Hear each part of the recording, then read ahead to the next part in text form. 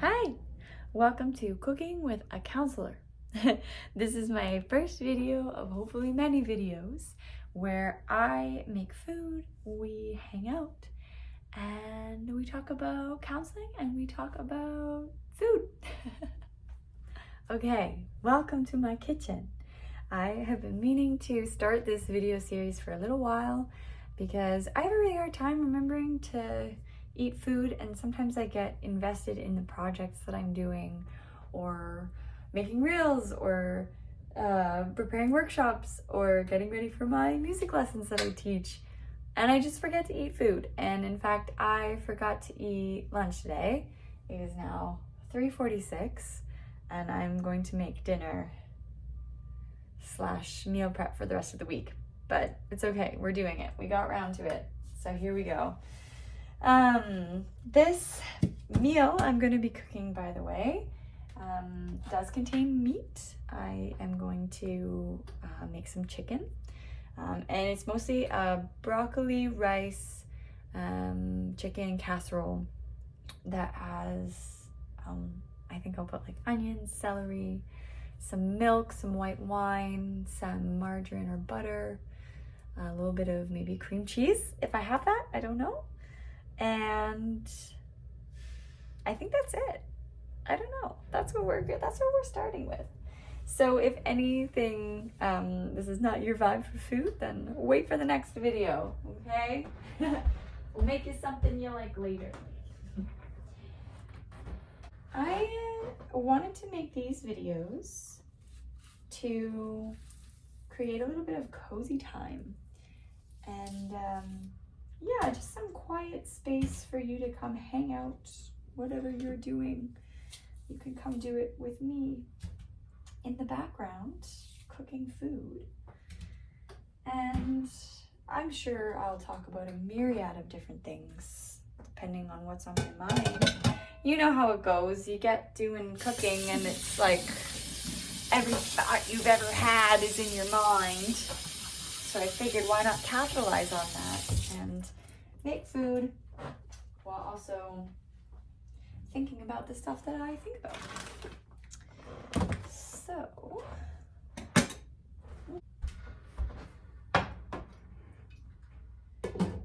I figured, since this was the first video that I'm making, that it would be nice to have the theme be first time to therapy, you know? Because it's always scary. The first of anything is always pretty scary. And going to therapy is really no different. I remember when I first went to therapy was probably 2019. I was struggling with depression at the time and anxiety. Well, I think I mostly thought it was anxiety. And I wasn't really sure what was going on. I was just like, I don't feel good. And so I started going to therapy then, and was living in Toronto at the time. And I liked it. It was interesting. I only got a couple sessions before COVID shut us down. And so I pivoted to doing online therapy pretty much right off the start.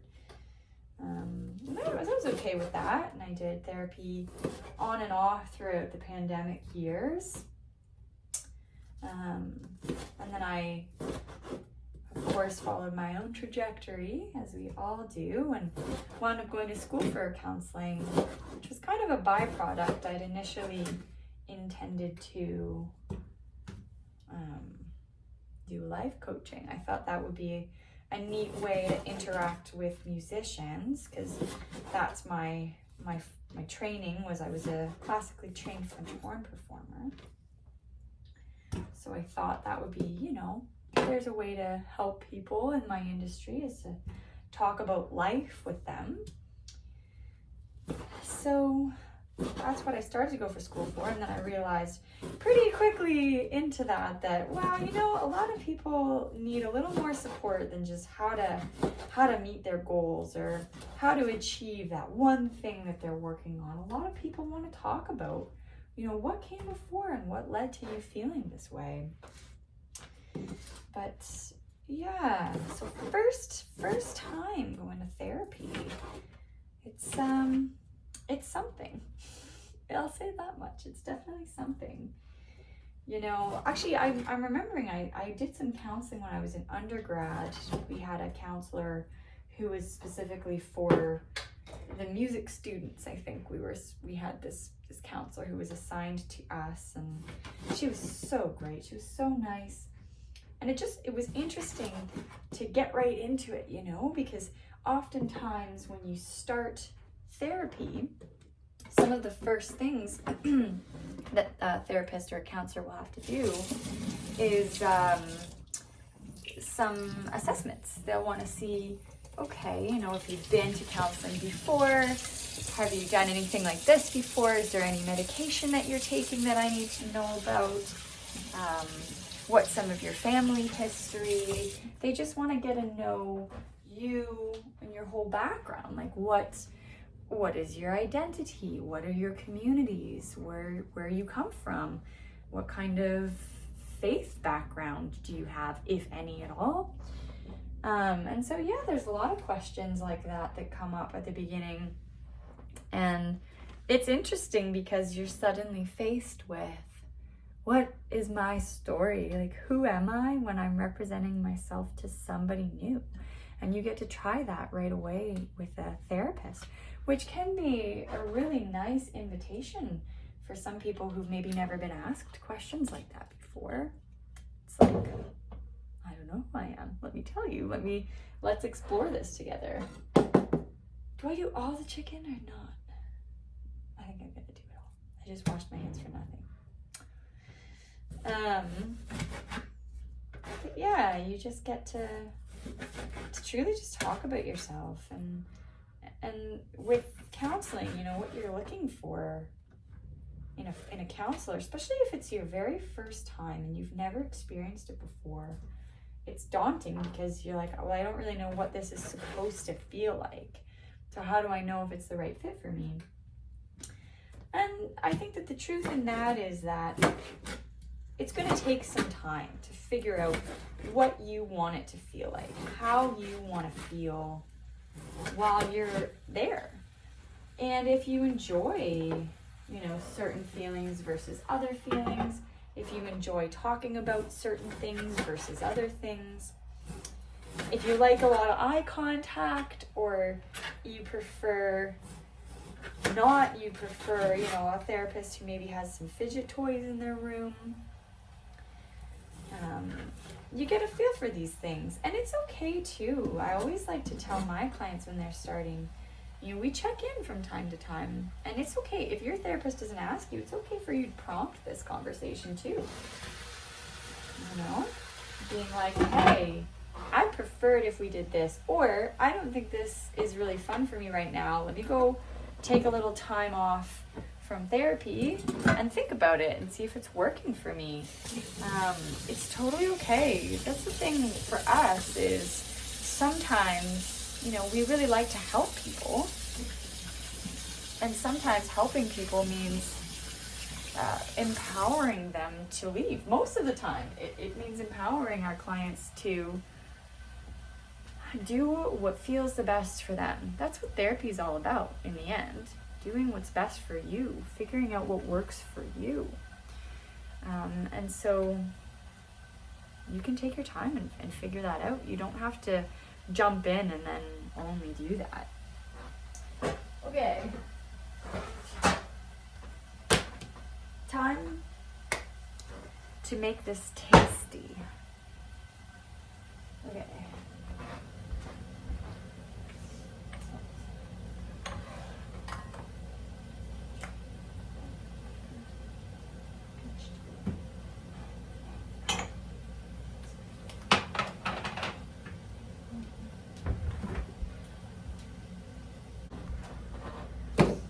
Okay.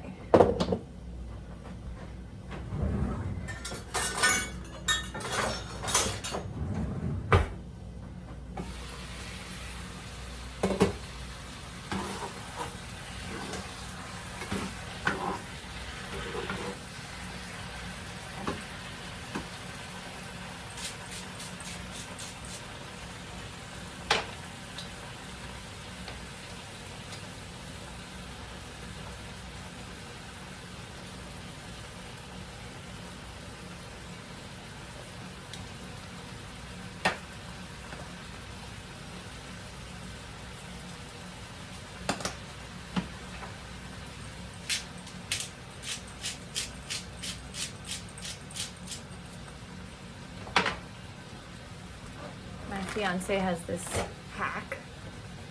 He puts our celery in a dish full of water to help it keep for longer. Still good. Smells very sagey with the poultry rub on. I like to put quite a bit of celery in this. I think back to my mom and my grandma for Christmas dinner. We would do the stuffing for inside the turkey, and they always put onions and celery. My mom, she told me that the other day. She was like, just put onions and celery in anything and it'll make it great. I was like, yes, you're correct. So I'm gonna do that for this. Cut up my celery.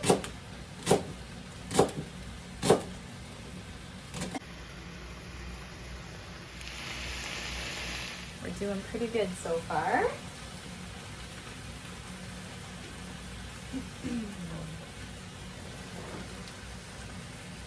More celery. I think.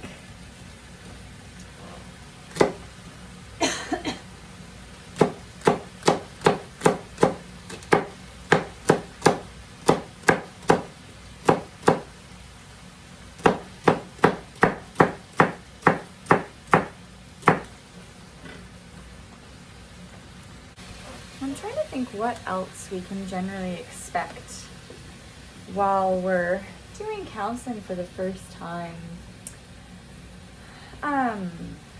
There's going to be a bit of a process of starting it instead of it just getting right into talking about yourself for the most part.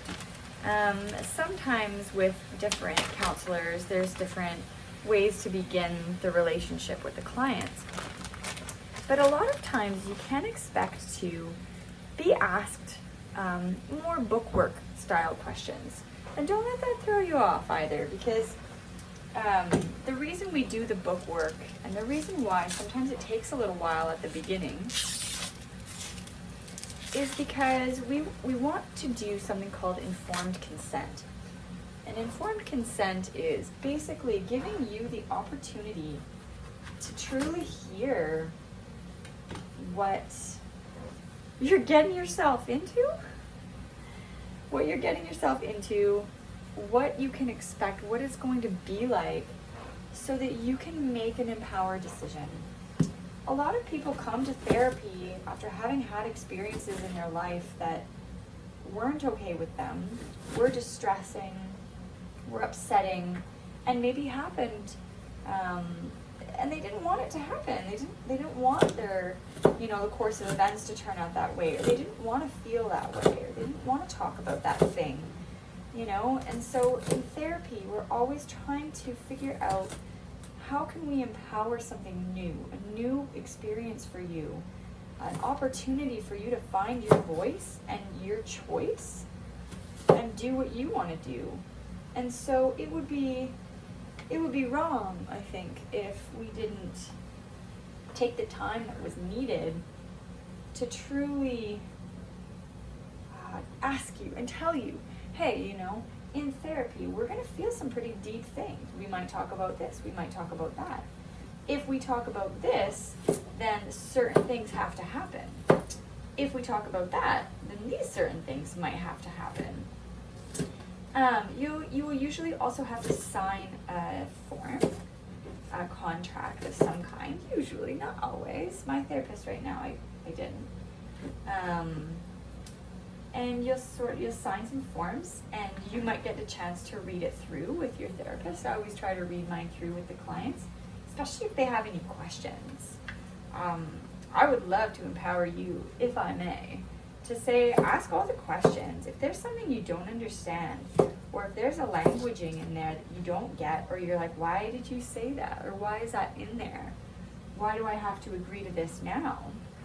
Ask and learn. Because our therapy journeys, whether we're working with a therapist today, whether we work with a therapist today and we never come back again until 5 years from now, you're doing the hardest part right now, and that's starting it.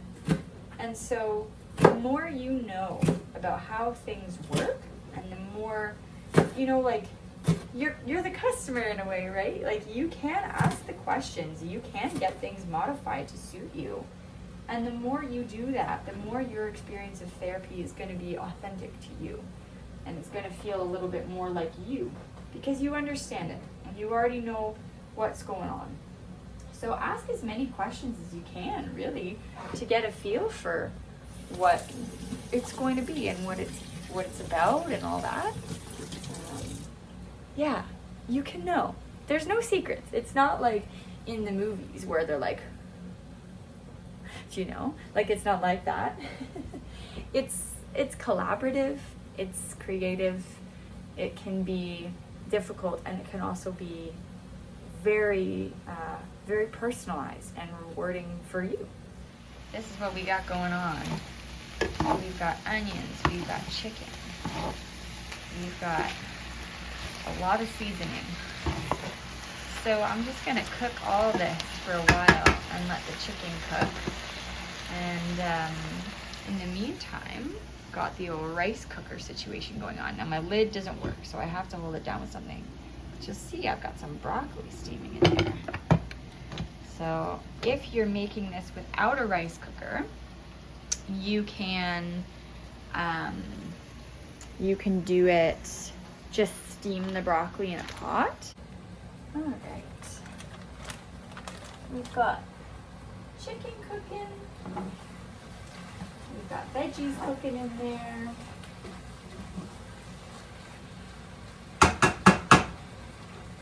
It's coming together.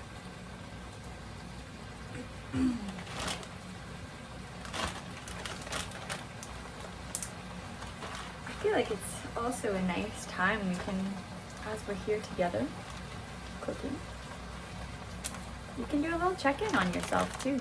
You know, we're talking about getting into therapy. How does it make you feel? You know, like, what's your relationship with going to therapy? Or even just the thought of going to therapy, quite frankly. Because it's okay if it's distressing. Especially if it's something that, like, you've not really witnessed people doing. If it wasn't something your family did. I'm using butter today, by the way. Going all out. I don't need help. I just need yummy. But yeah, if it's not something that you're familiar with, or something that you were raised thinking about, it can be very strange to contemplate, you know, going and doing this for yourself.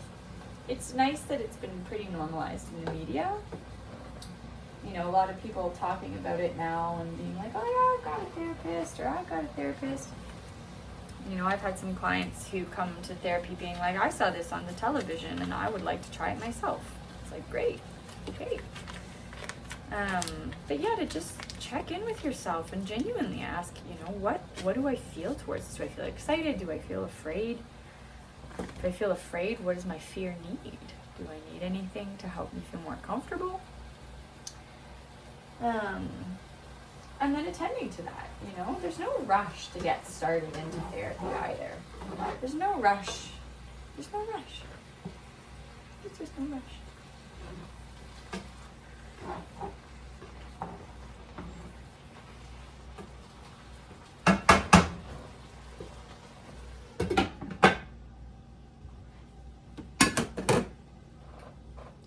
Okay, we've got our stuff cooking, and now we need to grate the cheese.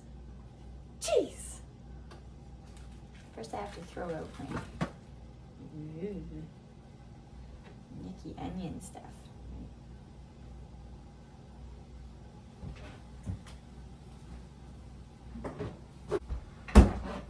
I'm gonna put cream cheese in it. I don't have any real milk, I only have almond milk, so I'll substitute a little bit of dairy with this, and then I'll do cheese. I think it's also nice, I mean, maybe part of why I wanted to do these is to just let you know that therapists are really real people too. again, it's not all like it was in the olden days of the therapists acting like they know more about you than you do. There are schools of thought and there are schools of therapy that absolutely do that. If that's what you are into, then by all means, go for it. Get that expert. Feel like you are being heard and seen and held. But it's also nice to have the awareness that, like, we're real. I go to therapy still. I just started again, actually. And we're not devoid of the same feelings that you would have, for example. Like I went to therapy a lot there for a couple of years because I really wasn't doing very well. I didn't feel very good. I felt very gray and numb all the time and had a lot of nasty thoughts, if you catch my drift. Without going into too much in detail.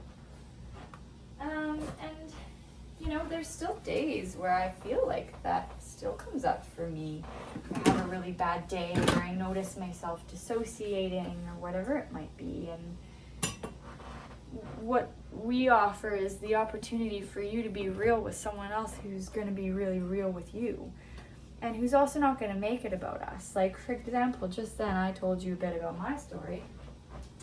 But in your therapy session, I wouldn't really do that unless I felt like, maybe this would help for you to know you're not alone. It would be all about you. It's not about me. It's not about my story. That's why I go to therapy myself, is to talk about my story with somebody who can hear me and listen to me and be real with me. So you get this beautiful benefit of being seen and held and cared for by a human who's going to treat you like a human, without your story getting trampled on, without it becoming about someone else, without it being, not your thing. It's all about you. It's all about you. And that's really important to us therapists, to make sure that you get the space to truly just figure out what you need, so then you can go back out into your community and do what you want to do and be who you need to be or want to be, and show up for the people who you show up for and all that. We're facilitators in that way. We just come to make sure that you're getting what you need, basically. So that doesn't have to be too scary. Now, if you're, you've maybe a doctor said, hey, I think you should consider some therapy, or it didn't feel quite as your decision, didn't really feel like your choice, that's okay too, because there's no rush to get into talking about the nitty-gritty details. Like I was saying, there might be an assessment or something where the practitioner or the therapist needs to ask a couple of things to know more about you so that they can show up for you in a suitable manner. But you don't have to, start talking about your childhood traumas and your biggest sadnesses and biggest fears in life right off the bat. In fact, you're always allowed to say, no, I don't want to talk about that right now. Because part of what we do and our training is to say, okay, you don't want to do that? All right. I wonder why. What is it about that feels like a heavy no? Or do you not want to talk about that either? Should we pivot and maybe do some art, listen to some music? You could show me some TikToks that resonate with you, So know that we will be able to follow you and go where you want to go. It is still your time, no matter why you're there or for whatever reason. And trust, trust is the most important thing in pretty much all relationships. So of course we need to build that trust between the two of us rather than just diving in the deep end. There's no expectation on you to do that. So yeah, just look after yourself and do what you need to do.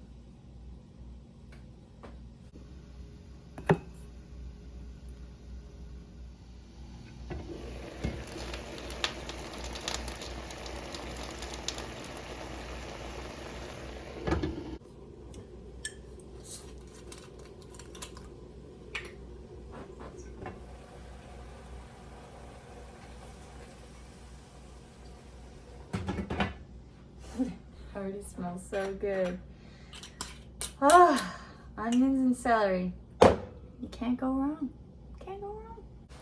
So for this recipe, really what I do, and it seems to work so far, is I make the chicken with the veggies. I put the rice in the slow cooker and steam the broccoli. And then I mix it all together in one big pot, and I'll put milk or some cream cheese, but real cheese that I grated. And then I mix it all together into this big pot, season it a little bit more with like salt or I don't know. I have like poultry seasoning and sage, oregano, whatever. Just season it. And then I mix it together and I make it into a big casserole. You can put some breadcrumbs on top. You can add a layer of cheese if you want on top. And it tastes so good every time. I think that the full recipe is a head of broccoli or crown of broccoli, as much chicken as you want, and then the rice kind of depends on how much chicken you use. So today I used 4 whole chicken breasts, so I made quite a lot of rice. I made 2 scoops from the rice cooker, which is like almost, not quite 2 cups, so probably like a cup of rice. And then I season it to taste, so you can kind of do whatever you want. And then you can do a little bit of, with the chicken, you can put about a half an onion. I put, I think, 6 stalks of celery. I did about like 1 stick of butter. You can also use margarine, that works too. What else will you need? Whatever you like to season with. It's a very chill recipe. And then I add white wine because that's just the kind of person that I am.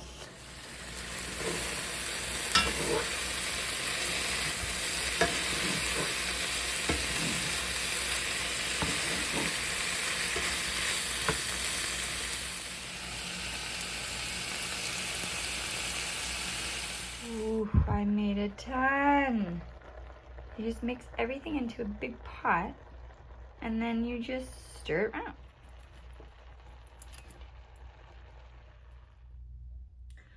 Okay, it's in the oven. I'm gonna leave it in there for about maybe 15 or 20 minutes or so, and then it'll be ready to eat whenever I am.